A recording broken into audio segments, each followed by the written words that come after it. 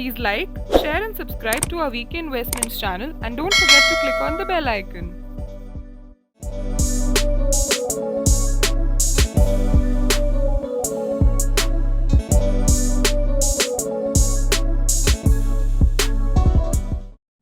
I'll just start presenting.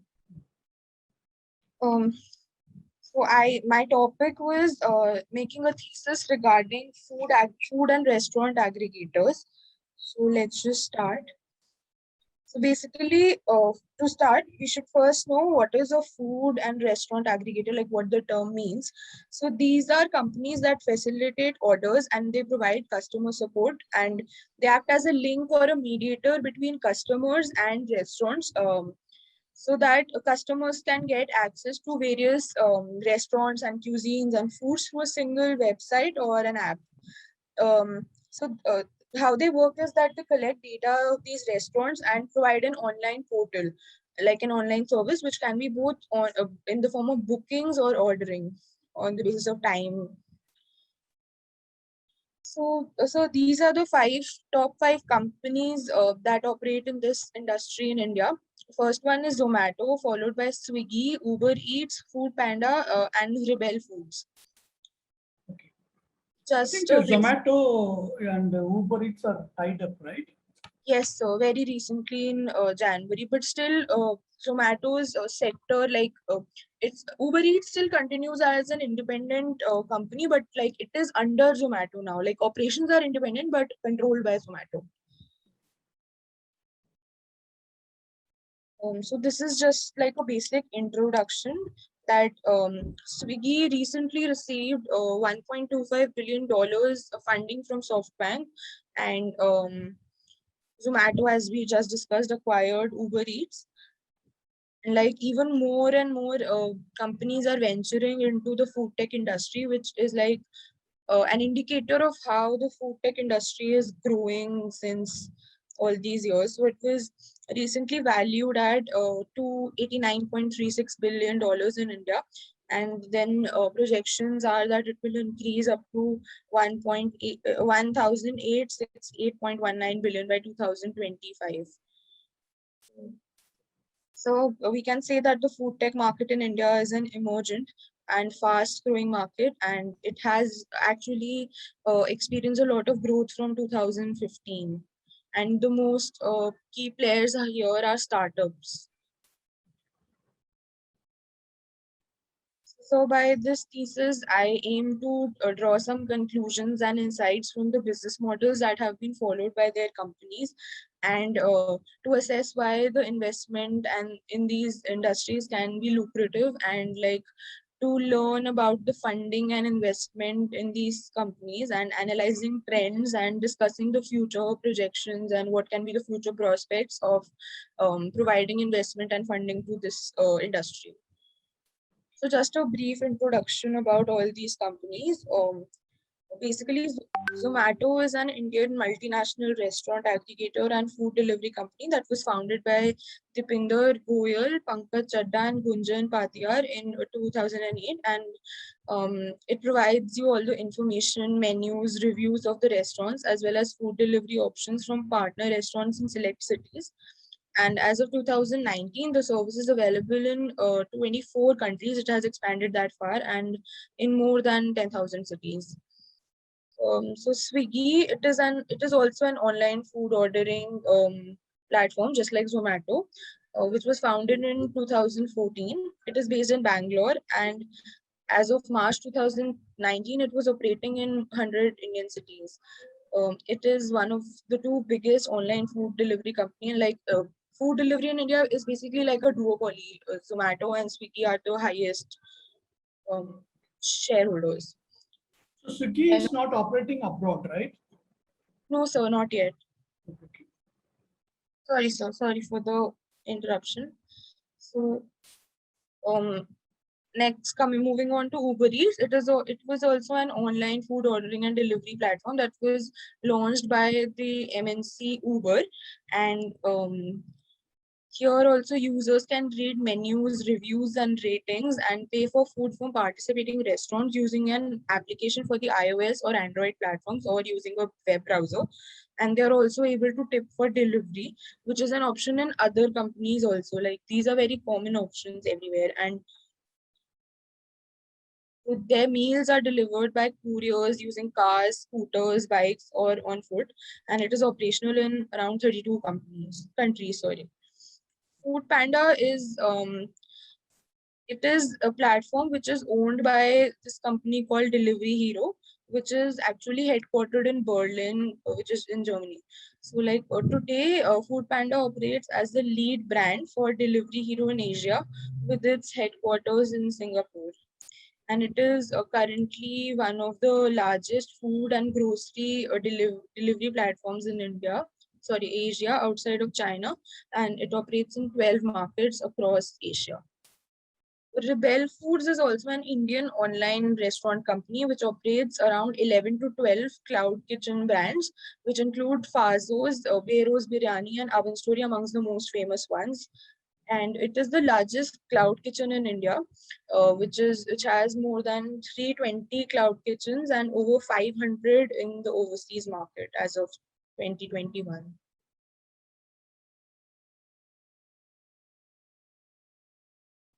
So Rebel Foods focusing only on cloud kitchen business model, right? Yes, They so don't tie up with restaurants. right, so they have owned some brands. They have like 12 brands, 11 to 12 brands, and these are the most famous ones. They have no physical restaurants. They only have a like very good digital presence. No. So I don't know, my PPT is stop. It is not working. Now it's okay. So before we start, we need to just understand briefly what kind of business models that these companies use. Zomato, Swiggy, Uber Eats, and Food Panda, they have a very common kind of a business model. So I have aggregated that into just one. So first, what they aim at is identifying what are the pain points in the business ecosystems, like what are the problems that people are facing. So what they do is that they offer convenience to customers while ordering food, because using their apps and websites, food can be ordered remotely and like from anywhere and in real time basis. And they consumers can choose from a pool of options, so it is very convenient for them. Then it offers discoverability to new and unpopular restaurants, because basically they are like doing marketing for these restaurants which are good, but they do not have the means to reach a huge consumer market. So that is how they benefit these restaurants. And they also help in reducing unemployment, which is very crucial for a country like India, by hiring delivery people. So what they do is like they collect a lot of data, huge consumer data collection, and then they analyze it. For example, we can say which dishes sell best in what areas. This is one example of what kind of data these companies are collecting. Then another option is like they are even aware of the optimum price and the peak season for each dish. For example, so we can say that in Pune, biryani sells the best in November to December. So these companies, they then use it as a tool to market and sell biryani more. Like they basically use this data. Um, then they also have data about complementary dishes, like which go well together when ordered, and consumer preferences, because they offer personalized data for each consumer. So then in their business model, another key feature is that they use their own apps and websites, which enables them to list outlets that they want to promote as bestsellers, so that it is more lucrative for the consumers when they are browsing through the web page. And this way they can also promote new restaurants by, even though people have not tried that, but they can do those ratings and label them as bestsellers. So they also sell products from all cuisines and all categories, almost all. And it using their own app and website saves them the cost of partnering with another website or developer or any app to sell their own products. So that way that commission is also saved. So recently, these companies, they have started venturing into additional services, and I've quoted three examples of these. One of them is Hyperpure by Zomato, which supplies groceries to restaurants. So even in that way, it is earning a lot of profit. Then Zomato Kitchen is another platform. It is a cloud kitchen by Zomato. Zomato is it is slowly starting venturing into these Zomato kitchens to be in line with the cloud kitchen format that is going to emerge as a future norm soon. Then another one by Swiggy Go. It is used to deliver products that like car keys or anything that consumers may have forgotten at home. They deliver it anywhere and they charge a fee for it. Then these apps, they also offer business consultancy services to new, small and mid-scale restaurants, and they help them with pricing and human behavior. Moving ahead, so like the techniques that these custom companies use to keep the customers hooked and habitual to ordering is like they provide a very personalized experience. They send you personal notifications and mails very frequently to keep you in touch with the app. Then they have like very tempting pictures of food that prompt you to order even if you don't feel like. They also have some premium options, like Zomato also recently launched its Zomato Gold, and there is Food Panda Gold to increase the switching cost that the customers have. Because if you've already bought a gold membership, you will think twice before ordering from any other company. So that is how they keep their customers hooked. And furthering, when you've acquired customer, you're making them habitual. Then there is another Sorry. So we were discussing the techniques that ensure profitability of these business once they have acquired a limited amount, like a basic amount of customers. So they push customers to order very frequently by regularly engaging in communication with them, and then they use secondary measures which are like this reducing discounts that they offer to customers. Another secondary measure can be increasing the commission that they charge from restaurants. So this is a basic diagram regarding how Swiggy and Zomato's business models intersect. How much is the percentage they're charging to the restaurant owners? So it's around 10 to 15% as far as I have read for each transaction. Moving ahead, the characteristics that we discussed previously, they are the same for Rebel Food also, but its business model has just these additional features. So basically, this is a description of what a cloud kitchen is because it is based on on that model only. So a cloud kitchen, or also called a ghost kitchen, it is basically a platform that takes your orders online and delivers them to your doorstep. It's like a physical kitchen only, which we see in a restaurant, but it is without a seating capacity. So there's only that kitchen. Um, so Rebel Foods Private Limited, which was formerly called Fasos, it did not start as a cloud kitchen company, but it started with the aim to become a dominant player in the organized retail chain, competing with the likes of Domino's, McDonald's, KFC, and others. But today, they have ventured into these cloud kitchens and they call themselves the largest chain of internet restaurants in the world. So if someone wants to order in McDonald's and Domino's and KFC, they use this company, right? Rebel Foods. No, sir. No, sir. These companies only they have associated with those 12 brands that we discussed earlier. Fastos, Beros, Biryani, and Oven Story, and like there are 12 in total. So you can order only from these apps as of now, like only from these brands as of now. Oh, so this Rebel Foods is competing with McDonald's, Domino's, and KFC. So they started with the aim of competing, like becoming a very big retail chain that has expanded to so many countries and so many locations, like McDonald's and all of these companies did. But then, probably to reduce their costs and increase their operating profits, they started going into this cloud kitchen models, and now they are just working with 12 brands which generate multiple crores of rupees in just a single month. So like they are operating at a very less cost, but still they are earning the similar profits as these top companies to be in the top actually. So what they started first in which country? Germany. So India only. Yeah. Yes, sir. Okay, you can move to the next slide. So this is a basic analysis that I have made on the basis of their business models.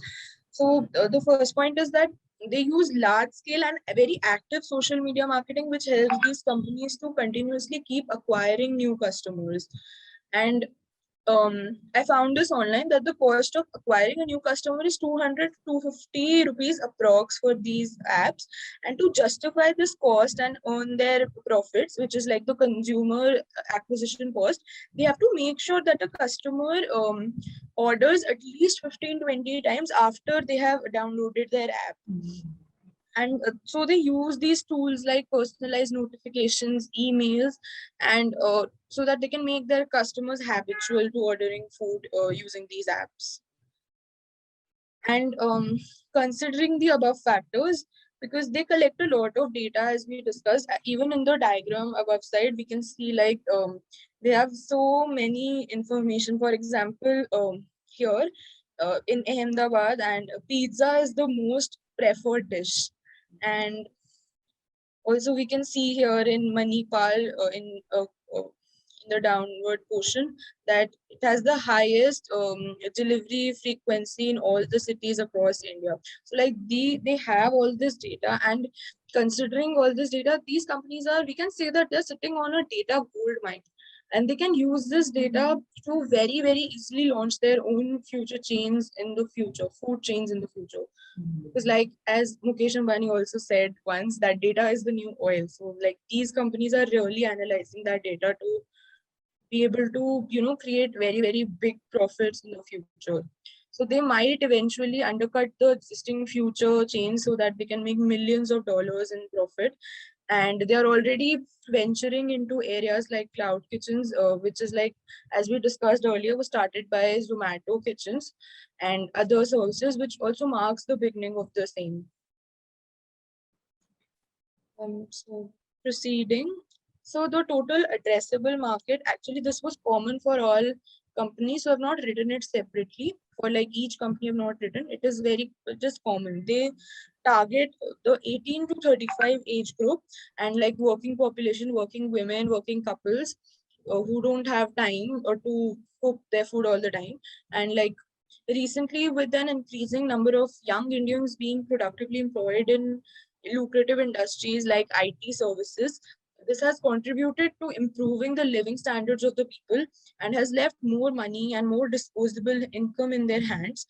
And the World Bank has reported a staggering 50% increase in the per capita income since 2006 until now. So the urban India sees a visible change in social setting, which fuels the advancement of online food delivery service in India, as this is very, very convenient for people. And therefore, we can say that higher disposable income is a key driver for other subcategories of food products and delivery services. So moving on to how they receive their funding and investment. So Zomato, it has raised a total of $2.1 billion in funding, and this it has received over 21 rounds. We can see a chart alongside where it shows how much funding it has received in the years. And so the latest fundings was raised through a venture series unknown round very recently in 2021 February. And its most active investors, and like the earliest backer of Zomato is InfoEdge and VY Capital, followed by Sequoia Capital, Tiger Global, amongst others. And InfoEdge, it first invested 4.7 crores in Zomato in 2010.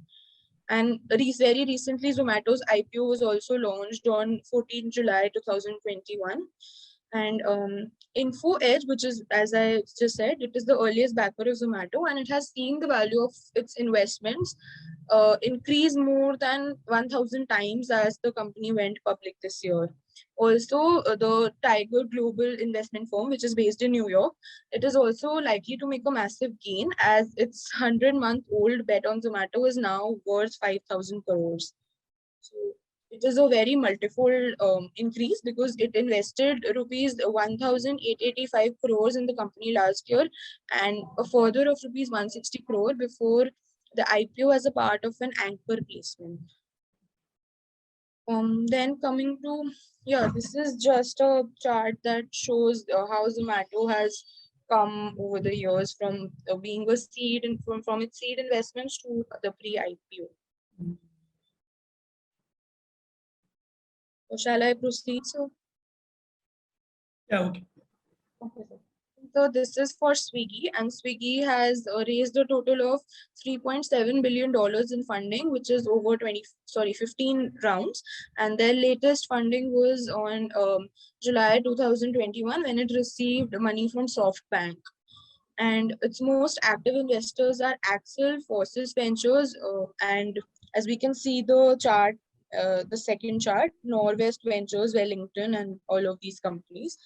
And Swiggy's valuation now is $5.5 billion, and it has cemented its status as one of India's eminent unicorns very recently, which is unicorn, like as we know, it means a company which has at least it has 1 billion valuation.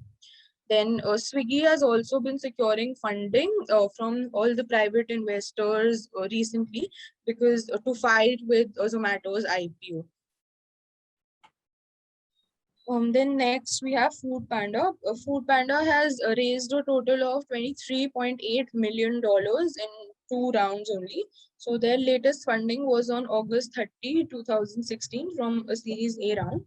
And Food Panda's business in India was acquired by Ola on December 2017, but just like Uber Eats, it still has independent operations, but it is under Ola.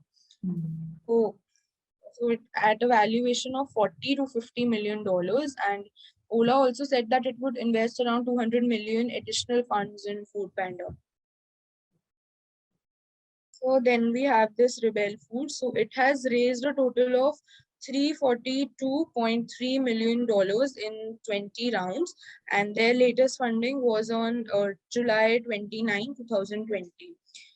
It is funded by 19 investors. Coatue are the most recent ones, and it has the biggest shareholding also, and it has 22.13% stake in the company. Valuation of Rebel Foods is close to 820 millions, and it has jumped by nearly 70% in a little of 3 months, which is a very good achievement. And it was valued around $700 million in April. So as the returns of the investors have multiplied in a short time, and due to this, more and more investors are becoming attracted towards this industry as well as the company. So lastly, basically an analysis of this funding, as I could gather. So these trends show that the volume of investment funds received from various sources start increasing only after a particular number of years has passed from the time the company is formed. Initially, they do not receive as much funding as in the later ages because by this time, the number of customers acquired is large and its operations have been running for a considerable period also. So at this point, the investors' credit risk is reduced. There is security in their funding that they're giving. They expect higher returns on that also. And one thing that I feel that considering the high growth trends in the food tech industry in India, investors should be willing to invest huge amounts in upcoming similar businesses so that new businesses can also have an edge over rivals and grow at a faster rate in the highly competitive market scenario. Moving on. So as we know, equity financing happens when we sell shares or a stake in business in lieu of money or capital. And popular method is by raising money from angel investors, VCs, and private equity firms, and which are very active in India. So also debt financing is when you borrow money from a lender and pay it back over a period of time with interest. And the most popular method here is taking loan from a bank or NBFC. So as we know, the benefits of raising fund from VCs and angel investors, it is not just the money that we raise, but also the mentorship and guidance and the experience that these companies have that help the new company to achieve success faster and grow faster, because equity investor can open doors for the company, make the necessary connections and help it grow and mentor it. And also, but in debt lending, the lender is interested in getting his payment back, the principal and interest only. They're not really invested in the growth of the company. So this is some data regarding the charges each of these companies has made against their assets. So as we can see in this diagram, Swiggy as a company, it does have charges from a lot of banks against its assets, but the total value of those charges is less than that of Zomato and Rebel Foods. So I feel that Swiggy as a company, it seems to understand the benefits of raising funds through equity financing, and therefore it has less loans taken against charge of assets. It borrows more from like asks more equity investors to invest in it.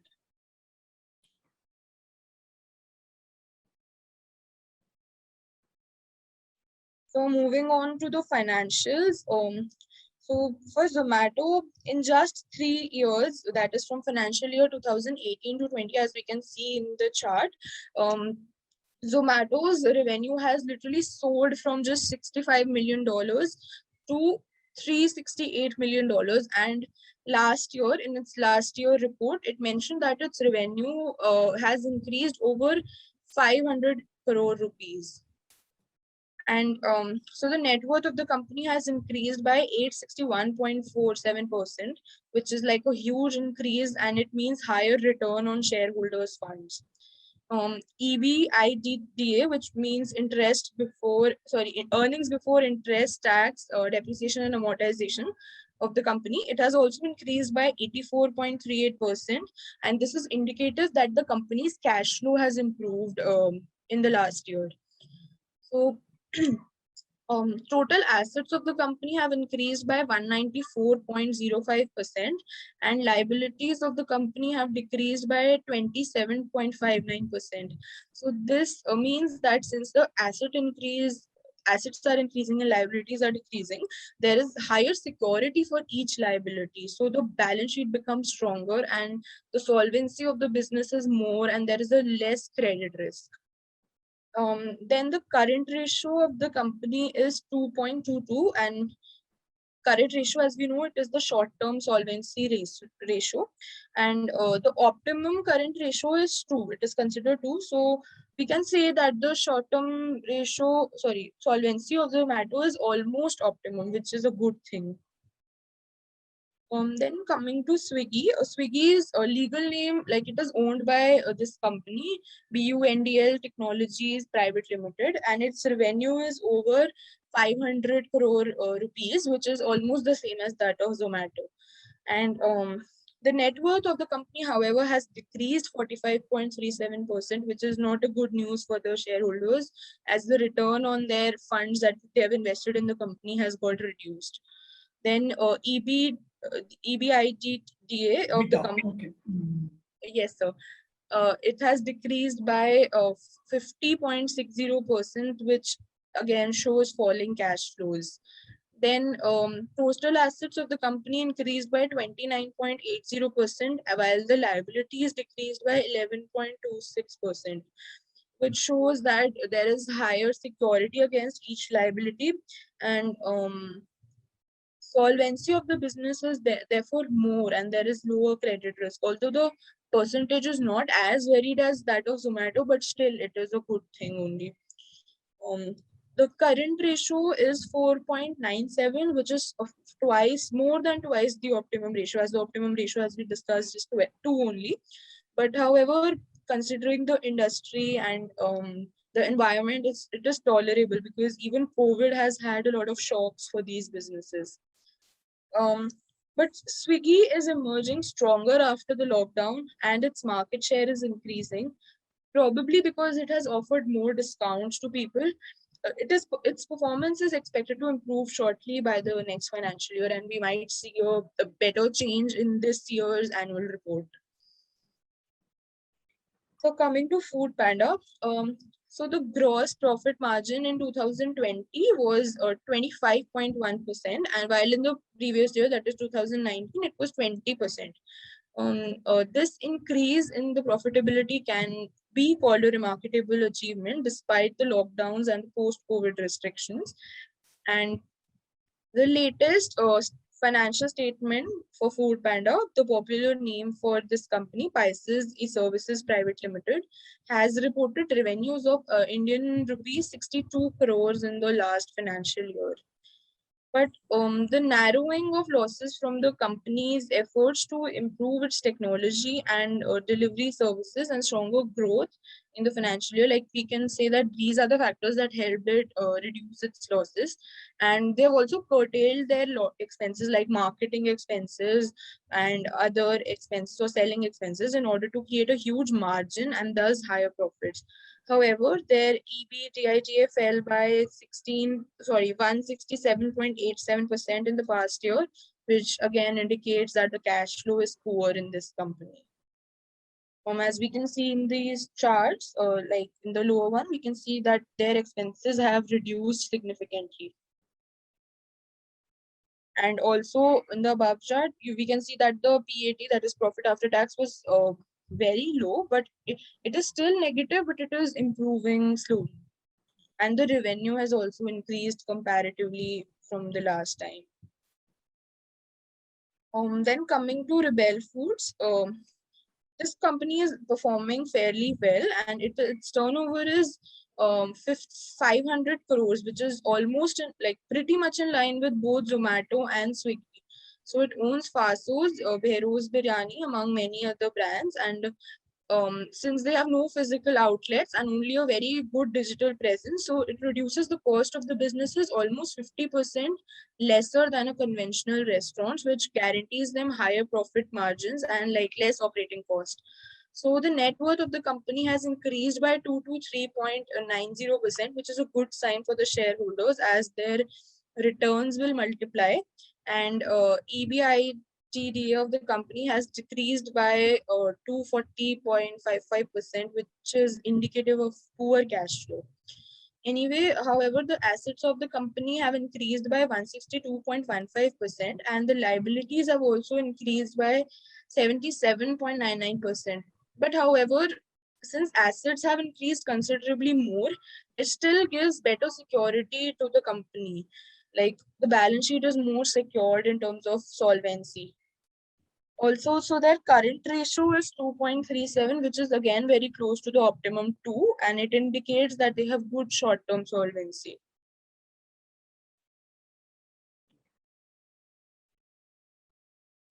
So coming to Uber Eats, it You have posted. only 1 minute, yeah. Finish it fast. Okay, sir. It posts an adjusted 359 million first quarter loss before interest, taxes, depreciation, and amortization, which includes one-time costs, compensation, narrowing losses, and all of that. So analysts had expected the company to report an adjusted EBITDA loss of around 452 million, as data showed.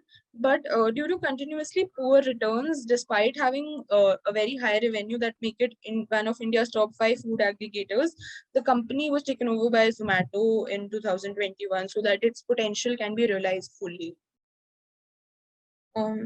So these are some additional You things don't from need to read that. Okay, it's fine. Additional comments. Okay. So these are all you prepared based on the COVID issues.